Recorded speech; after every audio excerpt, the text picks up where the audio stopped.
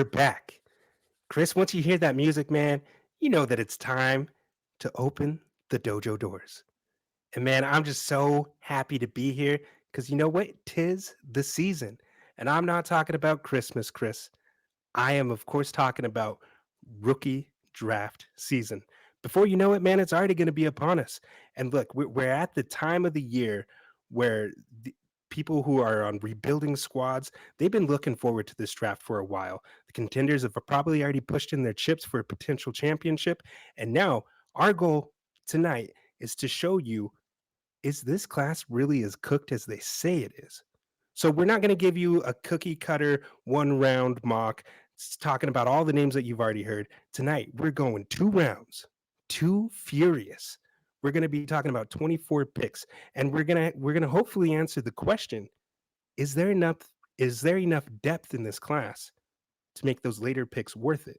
So Chris, before we get into it, how you doing tonight, man? I'm doing great, man. It's a great Christmas season here.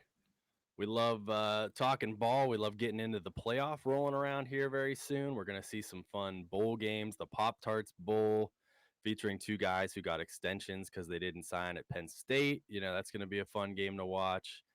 We've had a lot of fun just bashing Notre Dame over the last couple weeks. It's been great, man. So I'm looking forward to what's coming up here as we round out 2025. And I'm looking forward to talking a bit of ball today.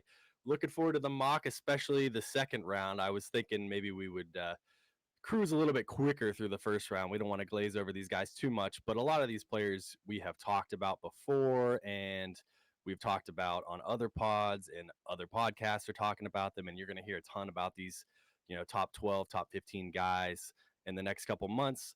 And we've covered them pretty extensively already on the dojo. So we're going to try to get a little bit more meaty with the second round, I think, here tonight, just to give you guys a little bit of a heads up on the, what those picks might be worth. It's a lot easier to acquire a second round draft pick, especially right now when, in those leagues with no trade deadlines, people are trying to make moves to push to get that, they're in the semifinals. They're going to start rattling off any ammunition they have left. So you can get those second round picks, which historically have been undervalued. We've seen, the stats show that second rounds are usually a little bit more fruitful. So you want to acquire those when you can. And despite how we may feel about the class overall, there will be some producers coming out of the second round. So excited to dig into that. Yeah, absolutely. And I love that you hit on that. The undervaluation of the second round, man. Some of the greatest dynasty rookie picks that I've made personally have been in the second round. Brian Thomas Jr. pretty recently. I got Amon-Ra St. Brown in the second round a few years back. So I mean, I'm sure there's others as well. But so that's what we're gonna do tonight, Chris. So without further ado, let's just jump into it, man. Let's start off the first round. Of who had the first pick? I believe you had the first pick, I correct? did. I had all of the odds. You had all of the evens. And I kicked it off with Jeremiah Love. And Love again, it. you've heard me say this before. This is a pretty clear cut, high tier guy here. He's the number one for me. I think you can get a little bit fancy, especially, we've talked about you want to build with wide receiver in both Devi and in Dynasty. However, if you're sitting with the 101, you just want to go with the guy who you know is going to produce. This is a ready-made NFL running back. He can do it all on the field. Shockingly low numbers for a Heisman running back finalist compared to the recent running backs, including Genty last year. But overall, that's more of a product of what Notre Dame's been doing this season and how much Jadarian Price has kind of spelled his workload a little bit. It was more of a 1A, 1B situation than him just taking the entire majority of the carries. So I wouldn't get too worried about his statistics and where he ranks historically, because he's definitely, in my opinion, the best player that you can, hitch your wagon to in this upcoming draft. So for me, it was a pretty easy 101. Yeah, I'm right there with you, man. For me, Jeremiah Love is in a tier all by himself. In fact, I put him in the range of a prospect as a one Bijan Robinson. And look, you just go back to 2023 when you had C.J. Stroud, Anthony Richardson, all those quarterbacks kind of taken in the first round. Bijan Robinson was still the first back taken, and then of course you had Jahmyr Gibbs there. And I think it kind of points to the current landscape of the NFL, where we're kind of moving away from that mindset of RBs don't matter. They do, and they definitely matter for the production on your fantasy teams, right? Like I know so many contending squads that have the Bijan Robinson or Jameer Gibbs, and I think that Jeremiah Love just profiles as that next back. You talked about his production maybe not being as high as some of the other Heisman running backs that we've seen recently. He had 1,300 yards, 18 touchdowns, but all in less than 200 carries. So I mean, that again points to what you talked about with the backfield split with Jadarian Price. So you have to watch the tape on this guy. He's just so explosive, and I've said it ad nauseum. I'm always going to chase those running backs that have that spike week potential, and Jeremiah Love has that in spades. So locked and loaded 101 for both of us. Absolutely. And I'm the intangibles guy, and this guy has it all. He's the heart of his team, right? He's a true leader. He loves to win. He loves to play the game of football. There was even a point we talked about pre-show where he was mentioned the job's not finished with Notre Dame. So we were saying, is he going to go back? And then today, as we record, it's Tuesday, the 16th of December. He officially declared for the NFL draft. So he will be going to the NFL, and he will most likely end up at first overall ADP unless things dramatically change here in the next couple of months. So next up was your pick, and you had your guy Makai Lemon. Yeah, Makai Lemon. What else do I need to say about this guy? He's moved up to wide receiver one for me. Somebody asked me that the other day, and I said, "Yeah, absolutely. Makai Lemon is my number one wide receiver because he does it all." You can point to the height, and I would just say again, watch the tape. He's one of the best contested catchers in the country this season. He's done it time and time again, whether that be against a Michigan defender or Illinois. It really hasn't mattered. Dude's just produced all year long, and it's resulted in a Blitnikoff Award, which of course goes to the nation's best wide receiver. He won it over Jeremiah Smith, which really upset some Buckeyes fans. But you know what?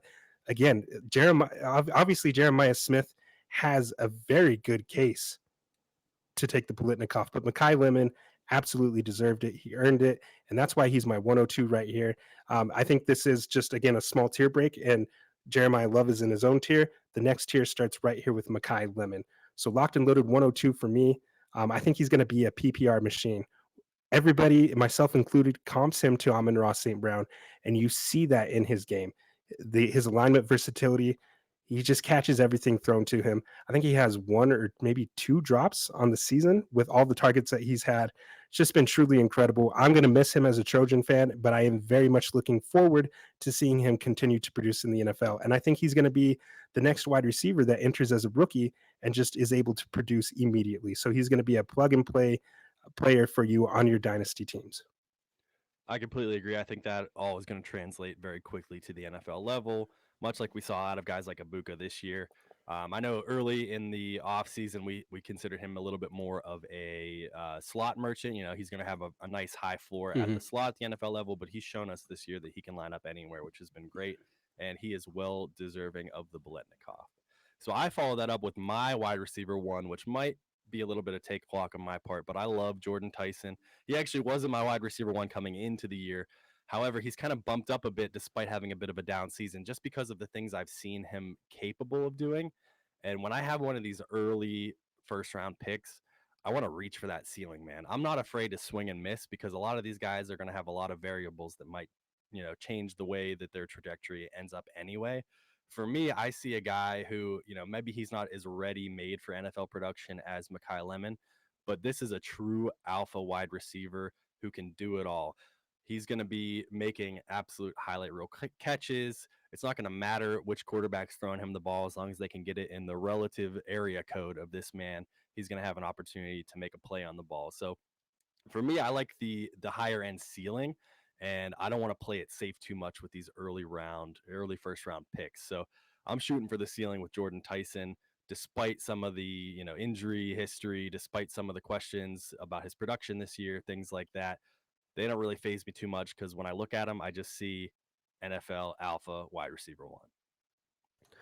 Yeah, he was my early pick for wide receiver one, going back to March of last year. He does it all. He wins at all three levels.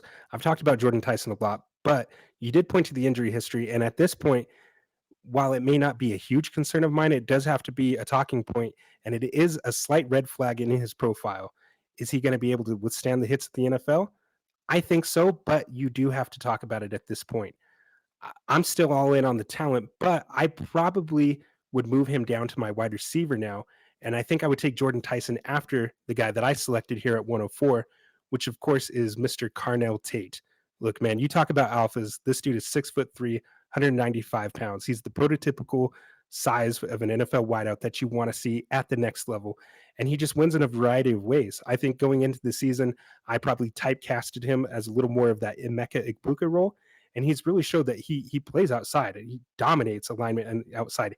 89% of his alignment is outside, according to PFF. We've seen in games this season where Julian Sand just clearly trusts him. He knows my dude is better than those defenders in there, and I don't care that there's three defenders surrounding him in the end zone. I'm going to throw it up to a place and only he can get it, and he's going to come down to it. He's just an absolute dog playing alongside Jeremiah Smith there, who's probably the most talented wide receiver in the entire country, and he's still really productive. I mean, even going back to 2024, when he was at best the third read in the progression, he put up 733 yards. This season, maybe if you're just looking from a pure production standpoint, you might say, what's all the hype around this Carnell Tate guy? He only has 838 yards and 9 touchdowns. Well, there's some context. He only had 48 receptions on 58 targets. I mean, when you got Jeremiah Smith on the other side, that can work for you and against you. Like Jeremiah Smith might be drawing more coverages this way and freeing you up. But I mean, he's also Jeremiah Smith, and Julian Sain's going to feed him the ball. But when he did get his opportunities, man, he always shined. He always seems to make a big play. Even in the conference championship, even though the Buckeyes didn't win it, he was making some big time catches for them. And I think that he profiles as that alpha type, and he's the type that I can see again being very, very productive in the NFL. And this is where I end my next tier. I have Makai Lemon, Jordyn, Tyson, and Carnell Tate, our big three wide receivers right here, making that second tier. Yeah, and I'm in lockstep with you there. I think it's, Jeremiah Love's on a tier of his own. Obviously, I took him first, and then these three are kind of interchangeable. And I've talked before about how when you follow the Devi motto and you trust your training and you make your own rankings, that can sometimes lock you out of players. So then I end up not having shares of guys that I might like, but I might not like as high as their ADPs going. In this case, with these three guys, I'm gonna have a lot of all of them because I'm just gonna be taking whatever I get out of these three guys and not worried too much about it. So looking forward to having shares of all three of these wide receivers on my rosters in 2026. Next up, I took the guy who I was formerly a hater on and I'm now very high on because he has really stuck it to me this year. I had my own Ooh. video about that Dante's Inferno with him flexing on me on the little picture of me on the thumbnail. He's Yeah, been he did, phenomenal man. this year, man. It's not a guarantee he's going to the NFL. We're still waiting to see what's going to happen there. For a while, we were thinking he was going to go back to Oregon. Now we're thinking maybe he won't because his offensive coordinator left. Doesn't really matter for me because as long as he's available in a pool like this, I'm going to be taking him at 105 every time, if not sooner. If I have a quarterback needy team, I would float. I mean, I wouldn't even necessarily be too worried about grabbing him at 101 if you're desperate for a quarterback because I'm that much of a fan of his arm. So I think that he's one of those quarterbacks that isn't necessarily going to translate to every NFL offense. However, if he gets a smart enough coordinator who knows how to maximize his game, who knows how to get receivers running the right routes for him, his cannon arm is going to be able to just really showcase itself. He's a smart leader. He's a smart analyzer of the defenses, and he's just got the quickest and most amazing release of any quarterback I've seen in quite a while, Yes. and it's a beautiful thing to watch. So I like the talent for him much more than I did any of the quarterbacks in the last class. I think he stands right up there with the CJ Strouds and the Bryce Youngs of the world. When we're talking about a couple of drafts ago, this is a quarterback who in Superflex you're going to be tempted to want to take higher than any of those wide receivers. So happy to take him at 105. Yeah, 105 for a quarterback in a super flex format feels like a steal to me. And I'm right there with you, man. He's my quarterback one. CJ Stroud is a really good comp for him as far as like play style comp, I think, because he's just always going to stand in the pocket, that quick delivery, like you mentioned, pinpoint accuracy, man. I mean, 72.5% completion percentage spikes up to over 81% on the adjusted completion percentage. And that's really just his game, right? He had such a good understanding of the Wilstein offense that he knew where the ball had to go at all times. And that's what he's going to be able to do in the NFL. I think that his intelligence is probably his greatest strength. And so you're going to be able to see that translate at the next level.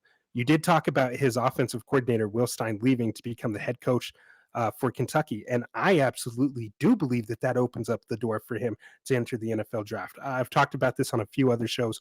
Why would you stay at Oregon? Right, you are going to make some money, but why would you stay there and risk it? Of course, like the head coach there, Dan Lanning, has a very good track record of finding good offensive coordinators. Right, he had Kenny Dillingham before Will Stein, and then of course Will Stein there. So there's a likelihood that he could have a good offensive coordinator that could fit him. But at this point, why risk it? Of course, he doesn't have the experience that you like to see Right. of these quarterbacks entering the draft. But at this point, I think that his intelligence is going to give him kind of a leg up in entering the NFL draft and of course playing potentially as a year one starter. So I love the pick, man. He's definitely my QB1 of this class as well. Going on to 106, I chose another quarterback, and this is Mr. Fernando Mendoza. Heisman Mendoza officially won the Heisman. And the reason why he falls here, and the reason why he's my quarterback two of this class, is just simply when we're talking about fantasy here, I don't think that he has any of those elite traits.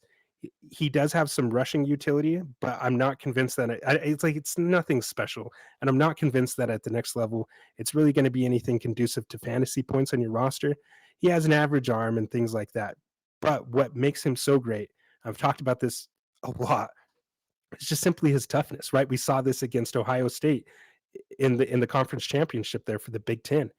First play of the game, boom, dude takes a big time hit, and he's laying there. He has to leave the game for like a couple plays, and his younger brother has to come in and play quarterback for a little bit. But of course, in typical Fernando Mendoza fashion, he comes back and he plays the rest of the game and he makes clutch throws. That's just been the theme of this season for him, where he's tough, he puts his body on the line for his teammates, and he makes the clutch plays when he has to. And so that's what I really love about Fernando Mendoza. I think that he would be an excellent quarterback three on your roster, starting off as a rookie and potentially a quarterback two.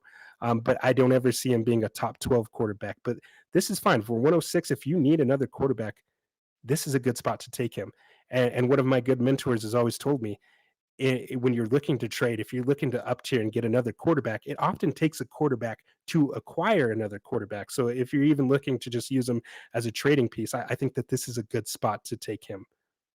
Yeah, quarterbacks are always going to gain value in Superflex. You know, people get caught up in the rookie hype and they want to take these guys that are flashier, the wide receivers, the running backs, yada, yada. But then you end up with a quarterback on your team and there's going to be a window for you to sell him at some point prior to September when actual games kick off. So, Fernando, again, we talked about intangibles. He's just a true leader. I think he's got a very, very safe floor. I think he's got a nice long career ahead of him at the NFL. He's got at least a 3 or 4 year starter future for him at the NFL, which is what we're looking for out of our dynasty quarterbacks. Even if he only ends up being, a quarterback two, if you have a contending roster, there's a really good shot that he's going to be around for a while.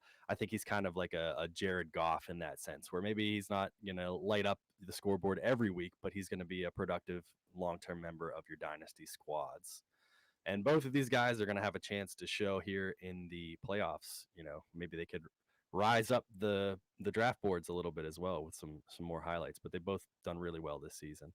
Next up, I took the second running back off the board, a guy that you have kind of put onto my radar more and more. For a long time, I had Jonah Coleman as my RB2 in this class, and we'll see him appear here shortly. Justice Haynes is another guy who's kind of in this tier of running backs right here. But for me, I wanted to kick off that tier with Emmett Johnson after watching more and more of his tape. He just looks fun out there, man. I think you called him slippery at one point. He might not have that, true elite breakaway speed, but he's going to get chunk yardage. He's hard to bring down. He makes defenders miss. He's one of those kind of classic running backs that is just going to make a coaching staff extremely happy at the NFL level. So they're going to want to get him the ball, and they're going to want to make him a part of their, modern day NFL committee as the 1A in one of those committees. So he might benefit from being in a backfield where he's getting a lot of those carries, and then maybe somebody else is there as more of a satellite back to get in there for some of the pass catching plays and things like that. But I think ultimately he's got a pretty safe floor combined with a nice ceiling for the running back position as well. Absolutely, you hit the nail on the head, man, and I'm so proud because this absolutely over the course of the season is somebody that became one of my guys. and he's vaulted up to this level for us because of that receiving utility. 370 receiving yards is no joke for a Nebraska team that doesn't really have a lot of weapons, and of course with Raiola out right now, you know, he really was the entire offense, and he was if Nebraska is going to win a game, it had to go through Emmett Johnson. I talked about the 370 receiving yards. He had 1.27 yards per route run as well, on top of the 1,400 rushing yards, which was among the leaders in the Power Four, if not the best. I'll have to double check that. But I mean, 1,400 rushing yards, 12 touchdowns, only one fumble on 251 rushing attempts. It all points to a guy that should be running back two in this draft class. He's very, very slippery. Like you said, he doesn't have the elite breakaway speed, but he's going to consistently get you 15 to 20, occasionally break one for 60, and he's going to get the goal line carries. The one knock on his profile, Chris, of course, is just going to be the fact that he's 200 pounds. I'm not too concerned because we've seen in the modern NFL now that doesn't matter as much. One of the most dynamic and best running backs in the NFL right now is Devon Achane, and he's sub 200 pounds still at this point. So I think with the influx of a committee approach by the NFL teams, they keep these backs fresh, and he's going to go out there and he's going to have an immediate role. And I fully expect him to get early day two draft capital. Absolutely, I do too. I think he's a locked in day two guy, and like I said, there's going to be a little bit more clarity after the draft on where these running backs go. But I love leagues where you draft ahead of the NFL, and you just have to really stake your claim on a guy. And right now, I'm comfortable putting him above Jonah Coleman, above Justice Haynes, because I think that he's got that nice safe floor with a combined ceiling as well. So you followed that up with Denzel Boston, who's a receiver that I do like a good bit. And between him and Brazzell, it's interesting because I think both of them have a good shot to sneak into the back end of the NFL first round.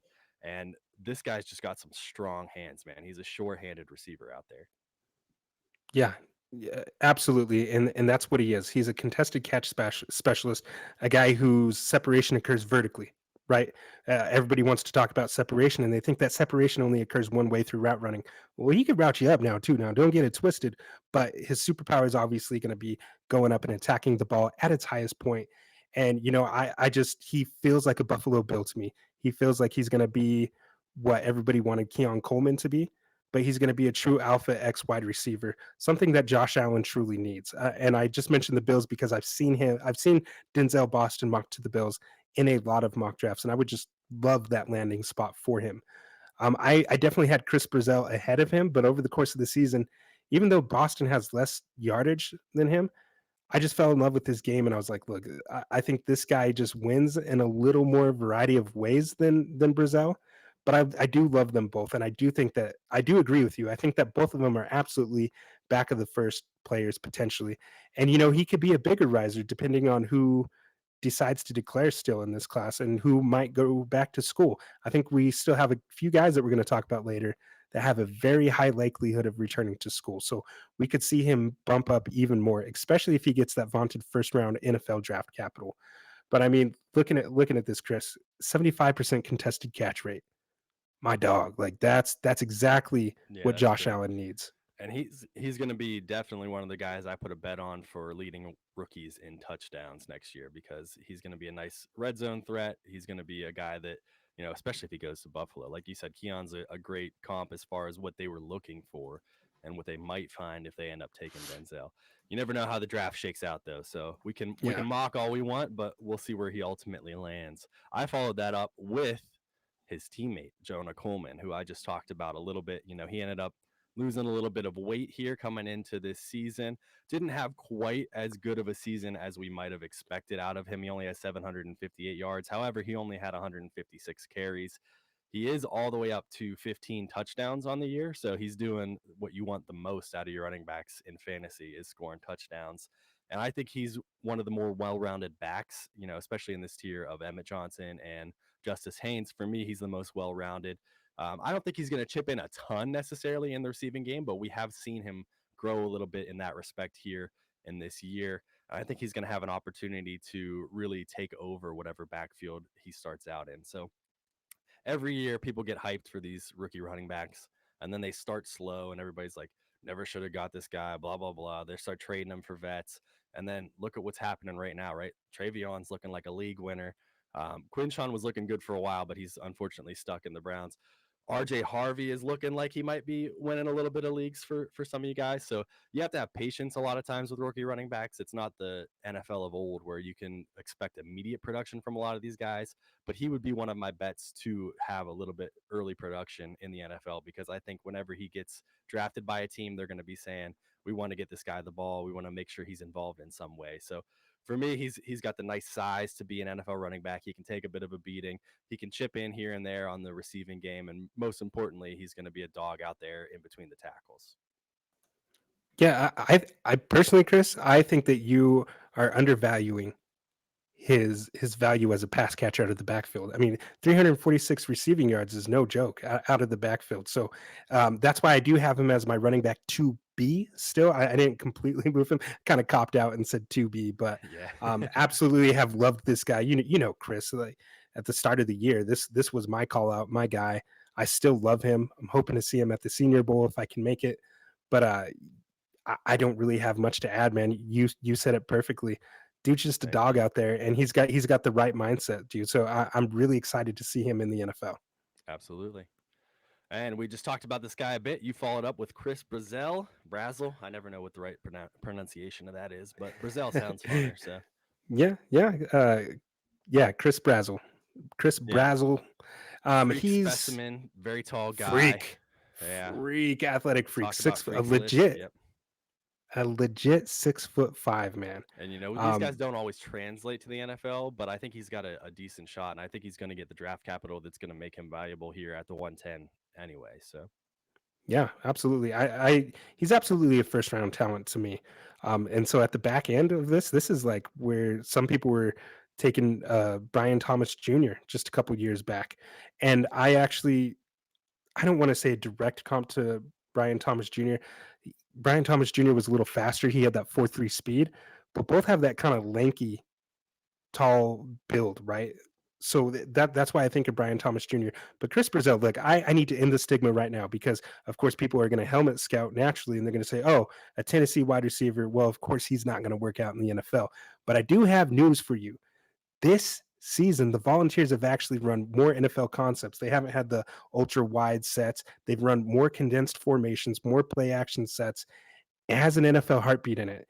And when you flip on the all 22, as we are beginning to write this rookie guide, this has been one of my guys and one guy that I've just enjoyed breaking down his tape. Against Georgia, he has a beautiful out route where he just sold it with beautiful tempo. At the top of his route stem, he just sold it complete like he was going vertical because everybody thinks of him as a vertical only threat, and then he just cut to the outside so beautifully.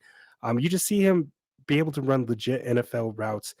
I won't say he has a full route tree at this point. I think he still could develop that at the next level, but he's able to run real routes and he understands tempo.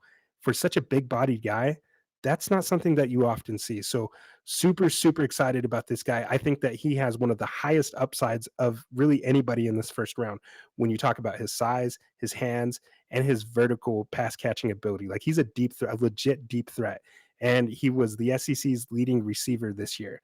So, I mean, playing against those big boys week in and week out with Joey Aguilar as his quarterback, he went out there and just was dunking on dudes at times. And so I'm super, super happy to take a dude like this at the 110 still. absolutely, man. And I mentioned it recently on the Pulse. I did a little guest spot there. And the one thing Nice. I would like to see out of him is a little bit more, functional playing weight, a little bit more muscle. Yeah. Because at the NFL, he's going to get a little bit more susceptible. He's only listed at 200 pounds. And when you're 6'5", that's a skinny guy, right? So if you just add a little bit more so that you can, dogfight a little bit more with those cornerbacks on the outside and with some of those, safeties that are going to be messing around with you there at the top end of your catch, that's going to be productive for him, I think, long term in the NFL. But you summed it up pretty well. We like what we're seeing out of this guy. SEC's leading receiver is nothing to scoff at. So I think he's got a good shot to make it into the first round and maybe be productive early. He's definitely somebody I'm targeting, especially in best ball dynasties, because I think he's going to have those games with just absolute monster spike weeks. He might frustrate you a little bit early, as some of these receivers tend to do, but I like his long term outlook. Absolutely. Following that up, I went with yet another running back, Justice Haynes, and I had mentioned these three guys that I've just taken in kind of a tier. But Justice Haynes, we've talked about him before. Home run Haynes, right? Just absolute lightning out there. The Michigan backfield was the majority of their offense this year between him and Jordan Marshall. They both looked phenomenal. Unfortunately, Justice, we didn't get to see the rest of his season play out. We're not even entirely sure if he's going to be entering into the NFL, right? He hasn't declared yet, I don't believe. So chance he goes back, but I think that if he enters the NFL draft, there's a good shot for him to be a round two draft pick. Certainly day two. I like his long term upside as far as his speed in one of those modern NFL schemes. You know, I think he can be a breakaway guy. He's going to have a lot of those games where you have one or two moments where you're sitting on your couch watching Red Zone and you're like, that's my guy. I'm glad I got him on my rosters, you know, because he's going to have a couple long touchdowns here and there for you. But he's not just, you know, a small fast guy. He can do it all on the field. So overall, one of the better running backs in this class, which is why I'm happy to take him here at the back end of the first, especially because you've been taking all the wide receivers. Yeah, but if we didn't have the questions about him potentially returning back to school, Justice Haynes would have been selected by me much higher. I'm very, very high on him and his talent and his skill set. But Chris, like me personally, I'm at about 90% certainty that Justice Haynes is returning to Michigan. Look, he just signed an NIL deal with SeatGeek. You don't do that if you're prepping for the draft. You simply don't. And of course, he unfortunately had the injury, which ended his season.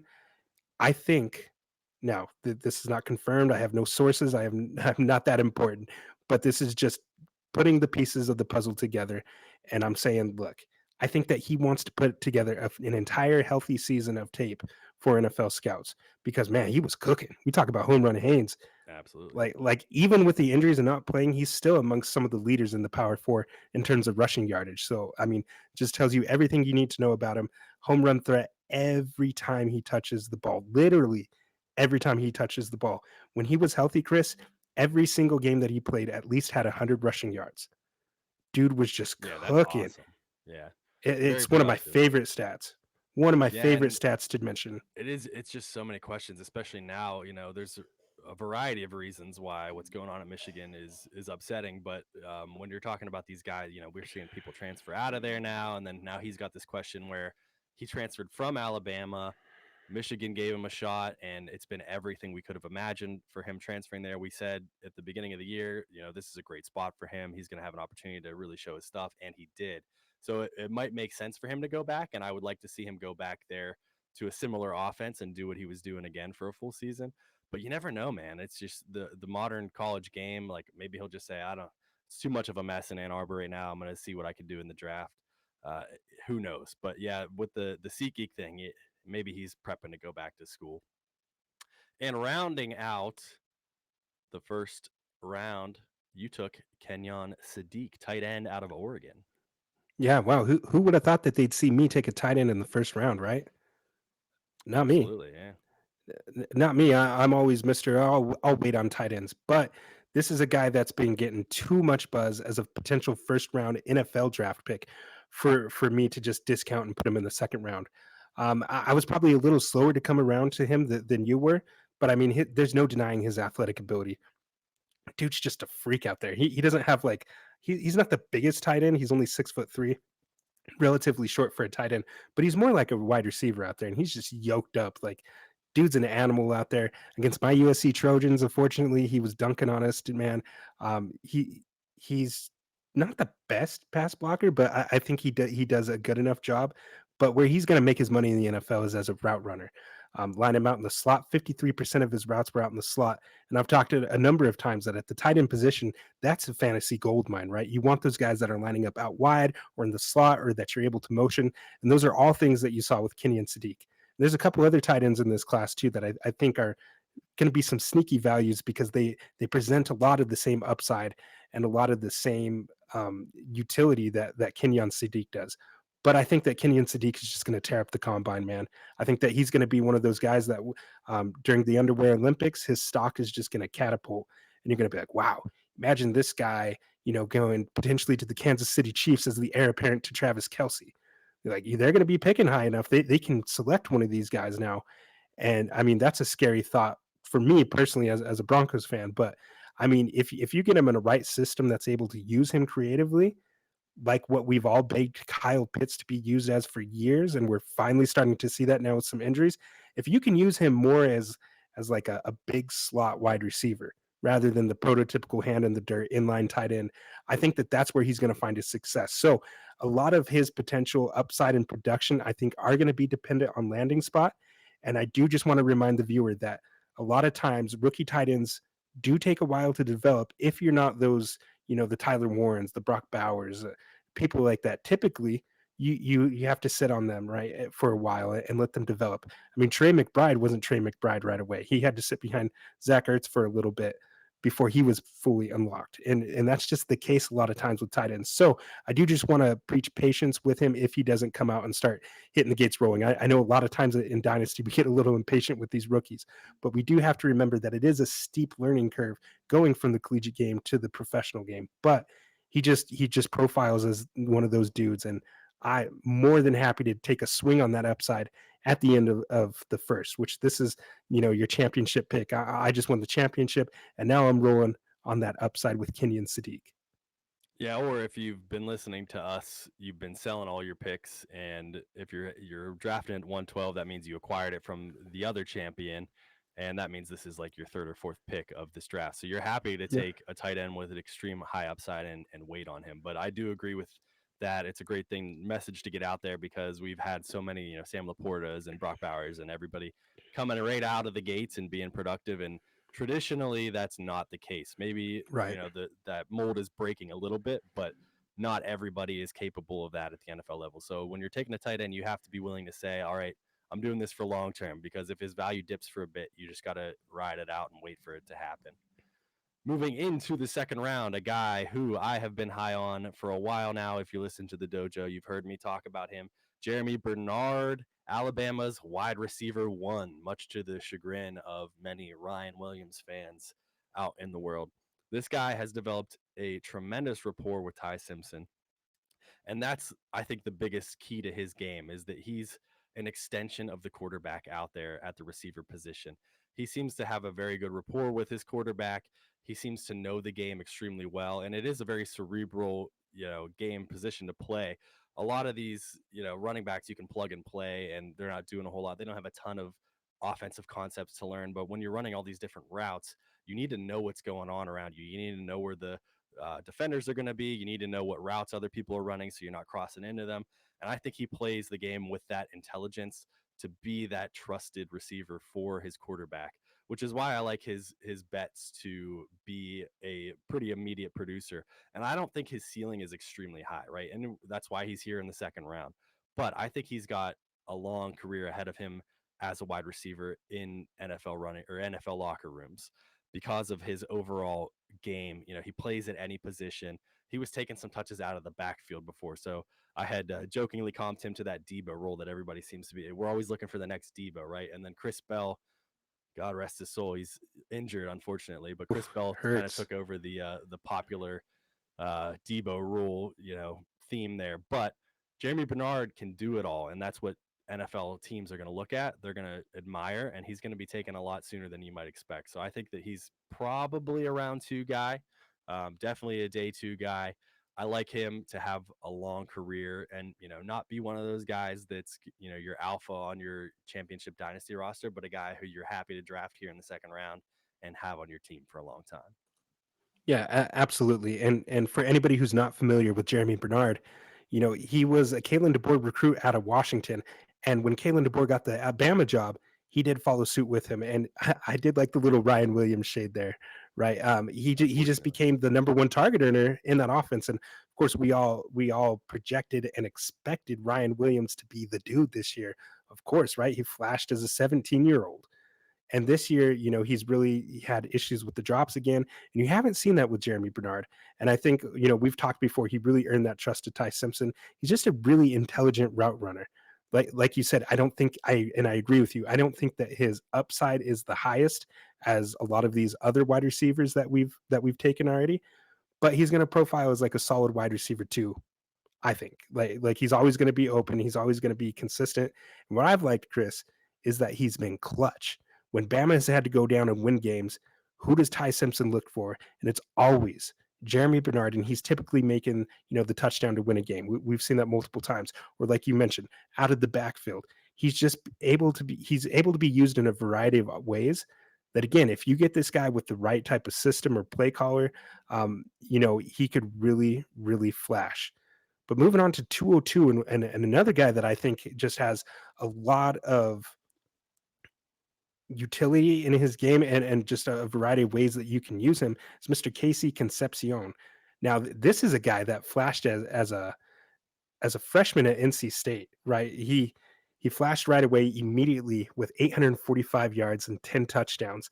And then of course he had the down year, I think some injuries there the second season, and then he transferred to Texas A&M, and you've just seen him be able to do it all there. I mean, he was kind of typecasted as like a gadget only type of guy, but he's playing 65% of his slots out wide. And man, running deep vertical routes, along as a boundary X wide receiver, you've seen him flash a type of toughness that I hadn't seen before.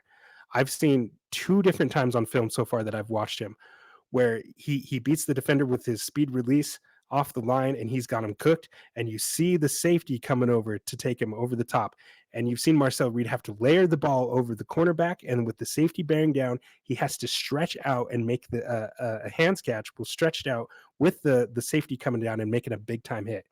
Did not drop the ball on either of those reps that I saw, flashing strong hands and just a type of toughness that I didn't think that a guy who's only 190 pounds and like maybe 5'10, 5'11, he's not the biggest guy out there. He's kind of a scrawny looking dude, but dude, just he's so tough, great route running, can do a lot of things. And this is a guy that I think I personally would love to see the San Francisco 49ers draft him because of all the different ways that they Great can idea. use him.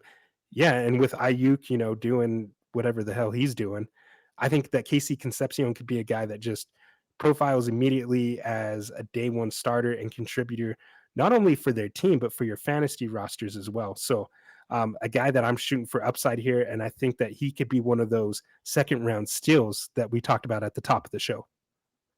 Yeah, he was a little off my radar entering the season, but as the season grows, he's gaining more and more steam for my rankings as well. I think this is a perfect spot to take him. He just won the Paul Horning Award for most versatile player in college. He returns punts and kicks, and like you said, he can line up all over the place. He's got that deep threat ability, but he's also a crazy yak monster. So you just get him the ball somewhere short, and he's gonna do his thing out there. So I really like him. He's gonna another guy who's gonna have a chance to show his stuff here in the playoff coming right around the corner. So potentially rising his draft stock. But I think he's probably one of the best bets to be, a quote unquote sleeper out of this draft class.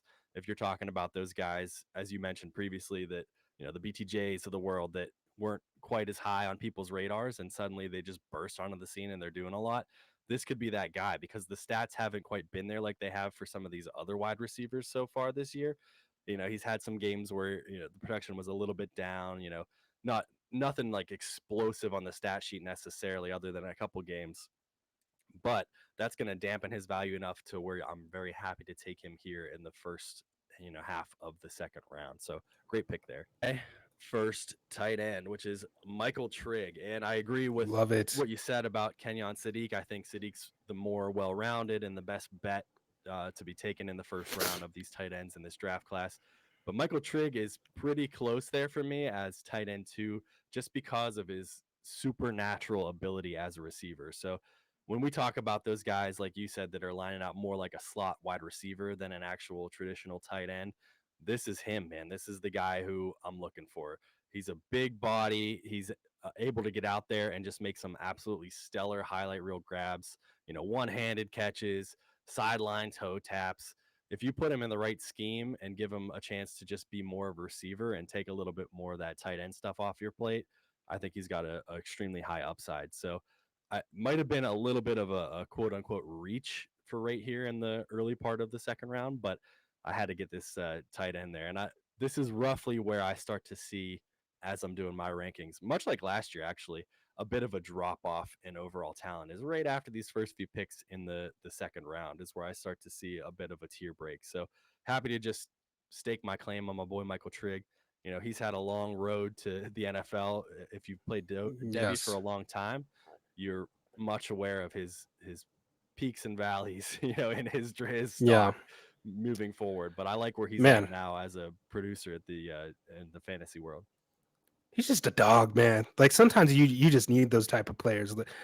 Dude might not be as fast as Kenyon Sadiq, but he's every bit the athlete, and he's every bit the contested catch specialist, if not more. Like I think Michael Trigg might be a little better of a receiver than Kenyon I Sadiq, would agree. and Yeah, that might surprise some people. But just watch the tape, man. You'll see it. Dude's incredible out there with the one handed catches, even one handed going low, right, having to dive with the defender around him and just scoop it from the ground like those big, massive, meaty hands. Man, it gets me going. I Gets me love it. going. And of course, Fight On Trojan fan over here. He was originally a recruit with us with Lane Kiffin and the boys out there. Good friend to Jackson Dart. Him and Jackson Dart both transferred to Ole Miss. Fortunately, it didn't work out for him at Ole Miss either. He dealt with a lot of injuries and suspensions at multiple places, multiple stops, and finally in 2024 gets to Baylor. Kind of the same thing to another injury and occurred, and then now this season at Baylor, his final year of eligibility, you've really seen that upside now that we've all been waiting because he was a Perfect Devi time to peak. darling. Perfect time to peak right before the draft, man. And he's been a Devi darling for a while, and I'm just so proud of the kid. I think he's finally got his head on his shoulders. I think he's on a right path, and I'm just so happy for him. Absolutely. And next up, we have a little bit of a caveat here because you have Carson Beck, but you could talk a little bit about that. Yeah. I was going to go with another quarterback, Jaden Mayava here, but we did hear today that he's actually returning back to school, which I think is a really good choice for him. So I went with another guy that I think could be a potential good value here in Mr. Carson Beck. Now, look, I know he's got the little funny look, and people love to hate on this guy. You know, but the fact of the matter is Carson Beck is a really accurate quarterback, and I think that in the right system, he he could be a potential starter. Now, I don't think it would be wise for him to start right away. I think that he still has some holes in his game that he needs to refine. But I mean, you never know with all the potential. Look, let me rephrase it. Let me put it this way: with the way this quarterback class is now looking, which is pretty thin at the top, Carson Beck could be the guy that just profiles as the QB3 of this class. And we've seen in recent history the second round quarterbacks taken, which is where I think Carson Beck would be taken in the NFL draft, is the second round. We've seen now these guys go out and have success. Most recently, now Tyler Shuck is getting his opportunity, and he's played well, right? Of course, the best one that you're going to be able to look at is your Jalen Hurts, second round draft pick. Like there is a chance for these second round quarterbacks to make it in the NFL, and I think that if given a chance, I think Carson Beck could maybe make something of it. He's not my favorite prospect. This is more of just playing the super flex game. Like, okay, I could potentially get the quarterback 3 taken. Do I want to go with wide receiver 9 of this class or QB 3? I'll shoot for the upside in a super flex format. Yeah, and he's shown a lot of growth this year. Obviously, Miami's become the place that everybody's mocking all these transfers to because of their ability to take these quarterbacks and reshape them and remold them. And he's shown that he's got NFL talent here as we approach the draft. So we'll see. Ultimately where he lands. I think draft stock, especially when you start to talk about these quarterbacks that aren't in that upper tier, wherever he lands in the actual NFL draft is going to go a long way, and whichever team he lands with, because if he's blocked, that's going to obviously dampen his dynasty value as well. But I think that if there's a team who maybe has, a Geno Smith or you know, a Darnold, one of those guys who's certainly your starter and you're paying him like a starter, but you want an option there. Or Jalen Hurts, like you mentioned, Carson Wentz was very much locked in as the number one guy with the Eagles, and they still took him in the second round because they felt like they needed to just take the value out was there and make the most of the situation. So if he lands in one of those situations, he's going to have sneaky, upside for your dynasty rosters. And we've seen a million injuries, especially to quarterbacks early this year in the NFL. So there's always a chance for these guys to get on the field. And he's got the one of the best bets to be one of those top 5 quarterbacks taken once we start to talk about, getting away from the Dante Moores and the Fernando Mendozas and those guys. So definitely a good spot for him right here in the super flex, with the caveat being you probably wouldn't have taken him at 204 if Mayava hadn't Yeah, declared we needed a no. plug and play real quick. Yeah. Moving on.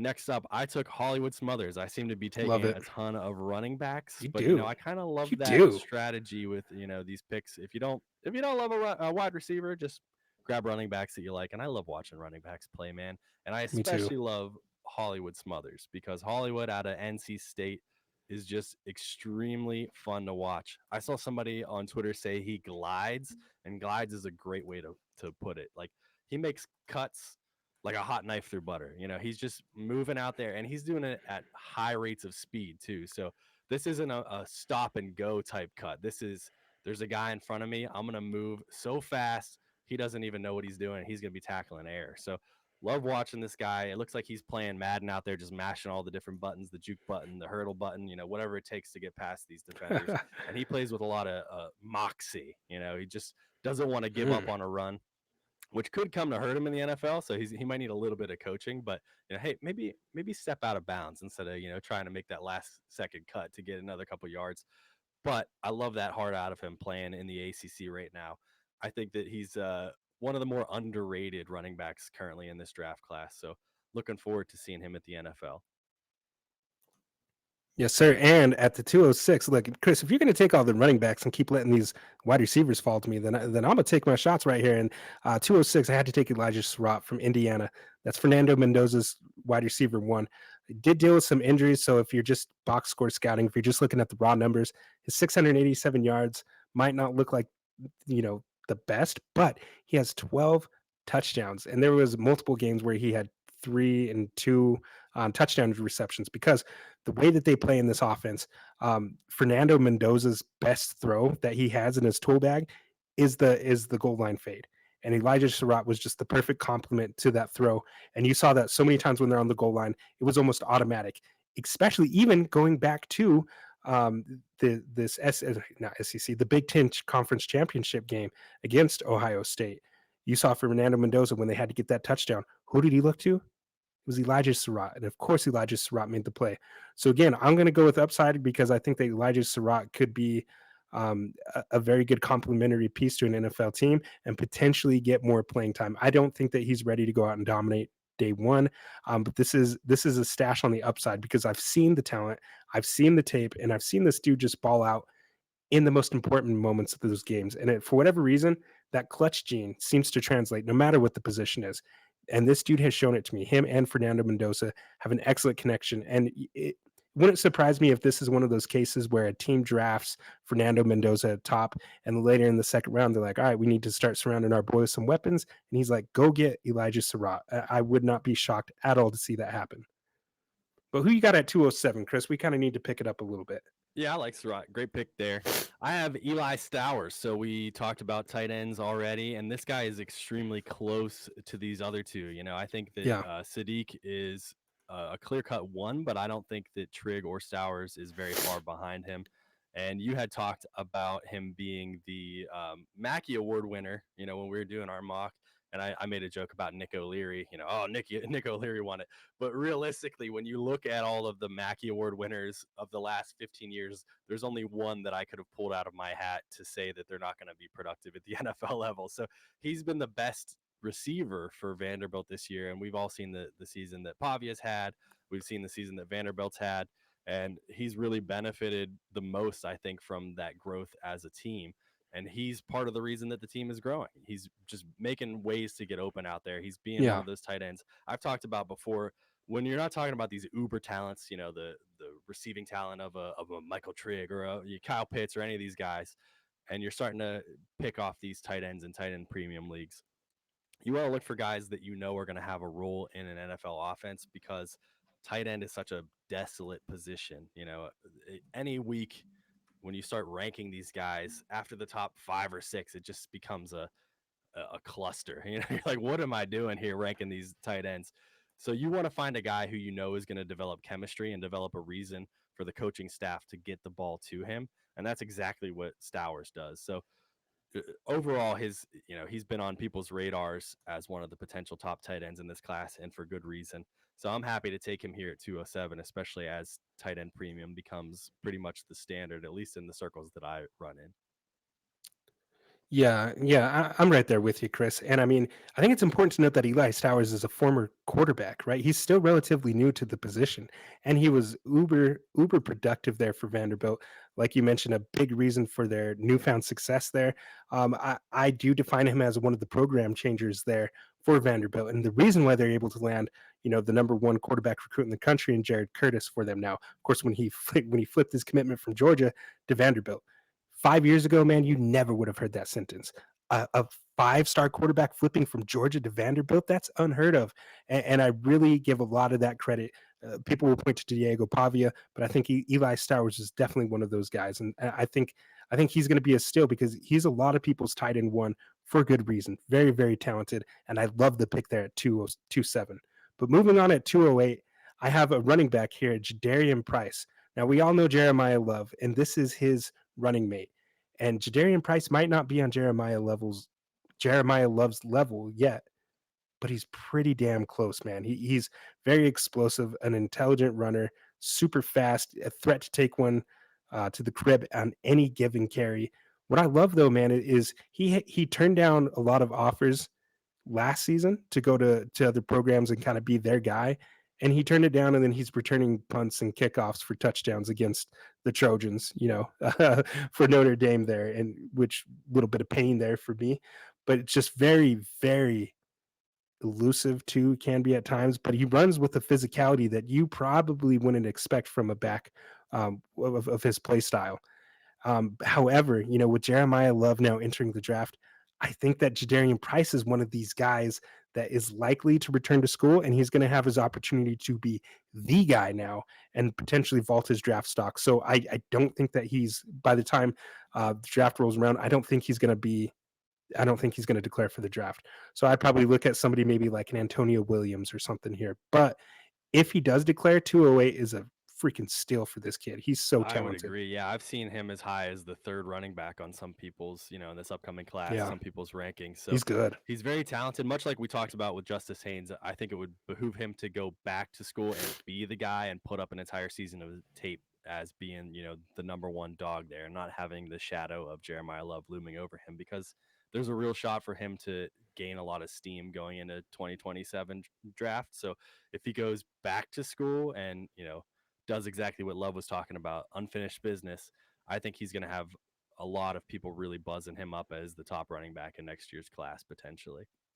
Agreed. I followed that up with Brendan Sorsby, who, tell me if you've heard this before. We think he might not declare, but I wanted to keep him here for the reason that I think he's got a lot of talent. And especially after Mayava declaring, he said he's putting his name in the portal to transfer from Cincinnati, explore what's out there. I think it would behoove him to go back to school.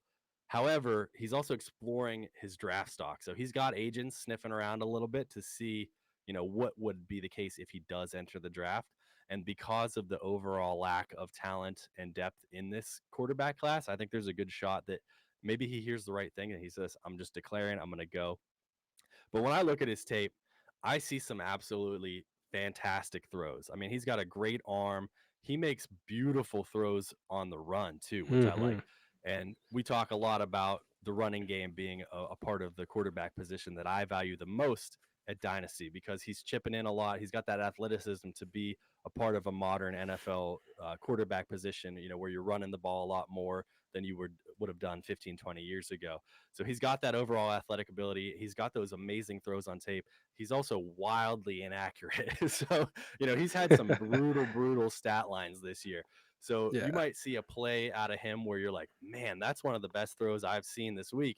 And then he follows that up with two or three where you're just like, what the heck was he thinking? So ultimately, I think that if he declares, he's much better to be a project somewhere, sit behind a quarterback who's very much established, who's not going to be threatened, who can teach you a little bit, a veteran. Maybe the Rams take him. Maybe they bring Stafford back for another year or two, and he could learn from one of the best to ever do it. I think that would be the best kind of situation for him. But he does have the overall raw talent and great upside that I like out of fantasy quarterbacks.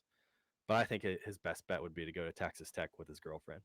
Yeah, that's what I was gonna say, man. I was just gonna say, man, that man ain't going to the NFL draft. He's gonna go to Texas Tech, get some oil money, I would and he'll actually be around. prefer to see him go take over Mendoza's spot at Indiana. I don't know if there's any buzz for that happening, but I think he would benefit a lot to go somewhere where we've already seen quarterbacks succeed. Established. Yeah, So I think that might be a good spot for him too. Who knows? I mean, his girlfriend is a volleyball player. If you're wondering why I'm talking about that, she just committed to Texas Tech. So hmm it's the streets are saying he's going to Texas Tech. We shall see. Next up, yeah. you followed that up with my dog, the fat man, Katron Allen. Man, I love Katron Allen. I love him. I love the vision and physicality that he runs with. We've talked about it a lot on this show, Chris. You being a Penn State alum and fan, Katron Allen really took over that backfield, and I'll keep it short here because I am going to talk about his running mate here very shortly.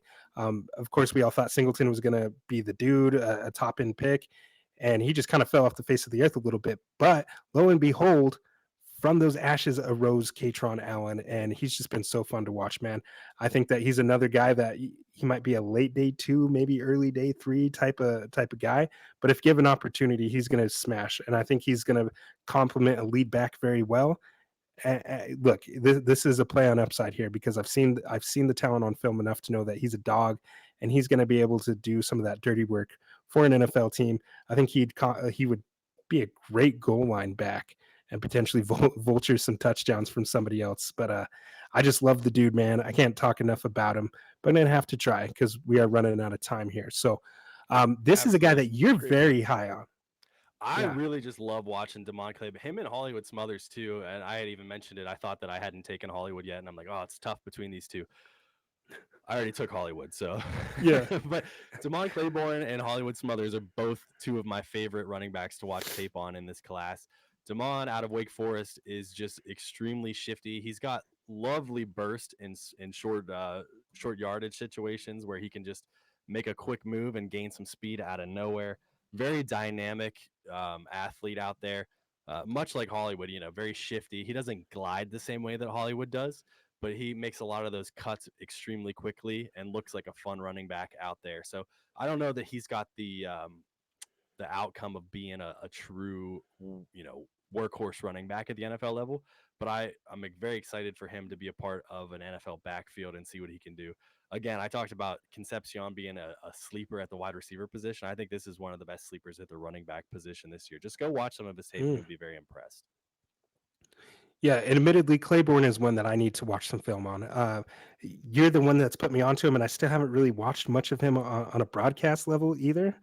So I really need to dig in because everybody's telling me he's very shifty and kind of profiles as like a modern type of satellite shifty elusive back. So I'm Yeah, sure very I'll love good in him. the I'm receiving sure I'll game. love him. He's got that receiving upside. He's got some fast breakaway speed. So he's one of these guys I expect to be more of a riser. So definitely happy to take him here at 211. And I'm going to be singing his praises until he starts climbing up real life ADPs.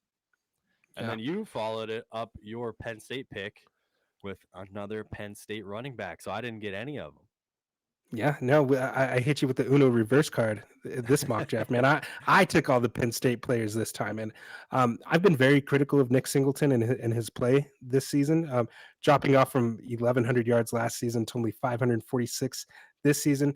He still had 13 touchdowns, and while I will always knock Nick Singleton for his vision, no one can deny the speed and the breakaway ability that he does have when the hole opens up and it presents itself. Here's why I put him at 212, though.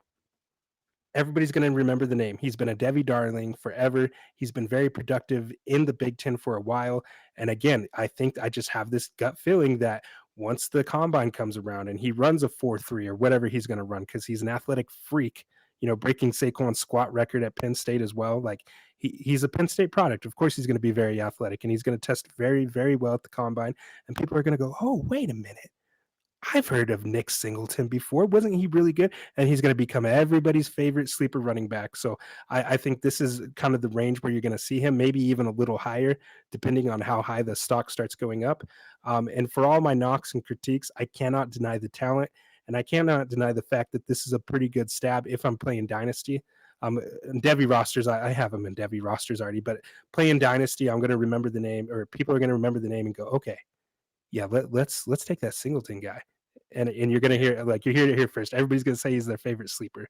Him and Drew Aller, I think, are both guys who are going to gain a little bit of steam and have an opportunity to really surprise some people when they get to the NFL. And that could just be my bias showing, but you can't go an episode. You can't go a single episode without mentioning Drew Aller. That man is so much. He's got receiving upside. You know, him and Katron Allen are a good 1-2 punch.